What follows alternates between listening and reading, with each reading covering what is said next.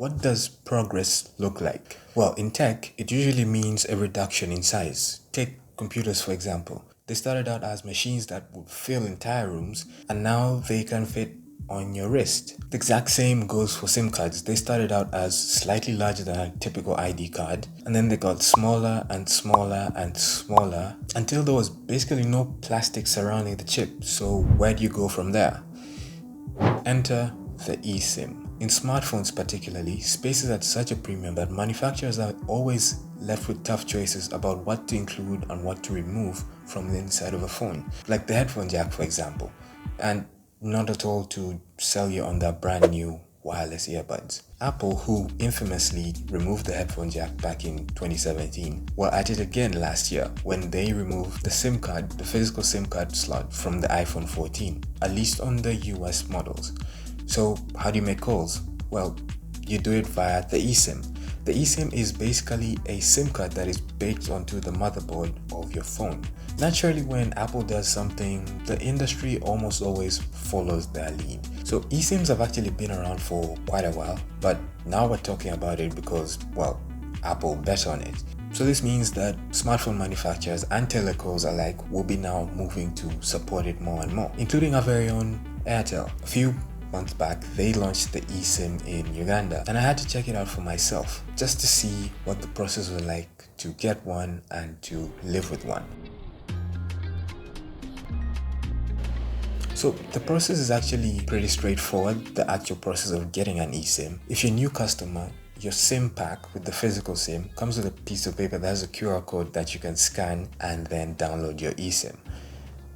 That's the short bit. The longer bit is that you now have to spend close to an hour, depending on how busy the Airtel shop you go to is, just to get your SIM card done. Back in the day, getting a SIM card was so easy that all you had to do was walk down the street. You'll probably find someone seated with a bunch of SIM cards that they can sell to you for any given amount.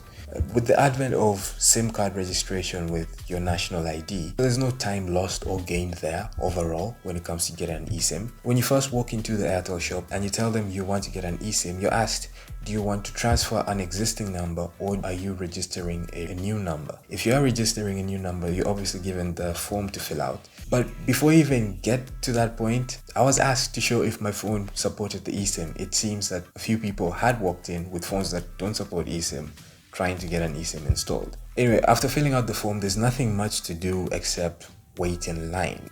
And after an hour of waiting, finally getting to the counter again, I was asked to show if my phone supported the eSIM. Now, here's something I wasn't prepared for. They told me they were all out of eSIMs. But how can you be out of something that is digital?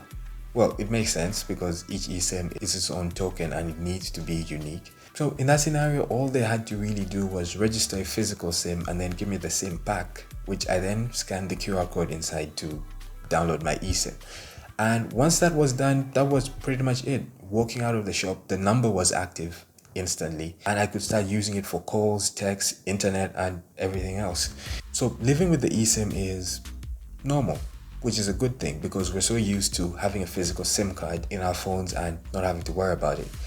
The only problem comes in situations where you A, get your phone stolen and need to get it replaced, or B, want to swap your SIM card from your current phone to the next. There are many ways you can download your eSIM to different phones, but the current way we have it here is you have to go back to the telecom shop to get it transferred to a different phone. So something that used to take no more than 30 seconds will now take you anywhere from 20 minutes to an hour to get done, which is a shame. Marks down for that. One upside of having an eSIM on your phone is you can download multiple eSIMs, like way more than a SIM tray would allow you to. Dual SIM was a thing, and I've even seen phones with up to 4 SIM slots.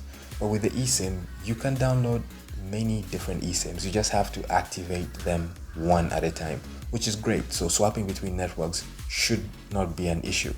Anyway, let me know in the comments, does your phone support eSIM? And are you going to get one?